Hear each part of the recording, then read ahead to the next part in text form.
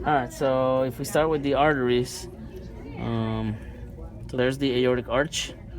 And so we're going to be going away and supplying things here. So from the aortic arch, right there. So you see the aortic arch there. From there, you give rise to, in the cat, the brachiocephalic artery and the left subclavian artery, which is right there. If we follow the brachiocephalic out, this guy is going to give rise to or supply the left common carotid, which you're seeing right there. It's also going to supply the right common carotid, which you see right here, right there. And then the branch where the brachiocephalic gives rise to the right common carotid and the left subclavian is deep to this, right? It's kind of hard to see, but it's in there. And you can see this part is going to be your right subclavian. And here's the azygous vein. So you can barely see it there. So that azygous is going to drain all the intercostal veins, and then ultimately that guy drains into the superior vena cava right before that vena cava drains into the heart. So those are the main vessels we're interested in for the kind of thoracic region and for the upper region. Oh, I'm sorry, one more. If we move the lungs to the right, on the posterior aspect here, you guys should be able to see the thoracic aorta. Brandon, would you mind pushing that rib cage back? Oh, thanks, Brandon. Alright, so right there. Oh, gotcha.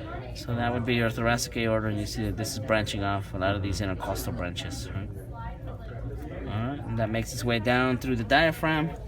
Once you go beyond the diaphragm, as far as the branches that we're going to look at, we're going to only look at a few branches.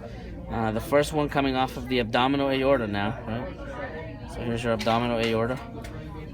First branch would be the celiac trunk. Okay, so this is what you're seeing here. For that celiac trunk, if you look at the three organs that are here, celiac trunk, here's the liver, the stomach, and the spleen. Right, this guy is going to branch off and provide blood to the hepatic artery, the left gastric, and then the splenic artery. So that celiac trunk will split into all of those. As you go caudal to that, here's your superior mesenteric, which if you look at the two organs that are here, well, not that one. These guys here, the superior mesenteric is essentially going to supply these intestines and eventually give rise to the vessel that supplies the pancreas. That's so cool. So that's the superior mesenteric.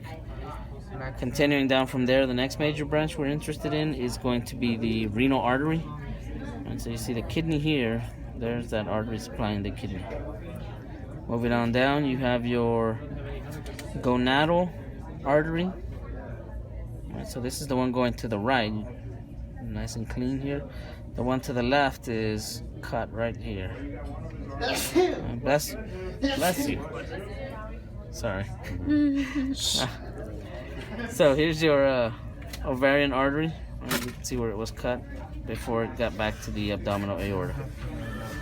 This one is visible going to the right side. As you continue on down from the gonadals, the next major branch is going to be your So here's your ovarian artery. You can see where it was cut before it got back to the abdominal aorta. This one is visible going to the right side. As you continue on down from the gonadals, the next major branch is going to be your inferior mesenteric, which is the inferior mesenteric is supplying pretty much the colon and the rectum. And then if you continue to follow that abdominal aorta all the way down, eventually it will split into the external iliac arteries, which exit the abdominal cavity and then supply the femoral artery. And then that guy splits and supplies other arteries as well. That's where we're stopping.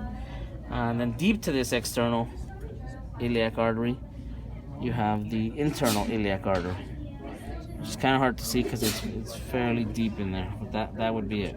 And so you can see both of them right there, external and internal. If we make our way back via the veins now, again here, the veins that we want to look for. You guys are missing the great saphenous vein, which is fairly superficial here. You see part of it right there. Right, this guy eventually drains into the femoral vein, which is out there. As the femoral vein enters the abdominal cavity, it drains into the external iliac, which these are going to be very hard to see because we haven't cleaned this up very much yet. But the external comes together with the internal vein, and they give rise or drain into the common iliacs. Those common iliacs would then come together and drain into the inferior vena cava, which you're seeing the inferior vena cava there. Then from there, the only branches that are going to drain into this inferior vena cava, the ovarians in this case, which would be the gonadal draining into the vena cava, and then you have the renal draining into the vena cava.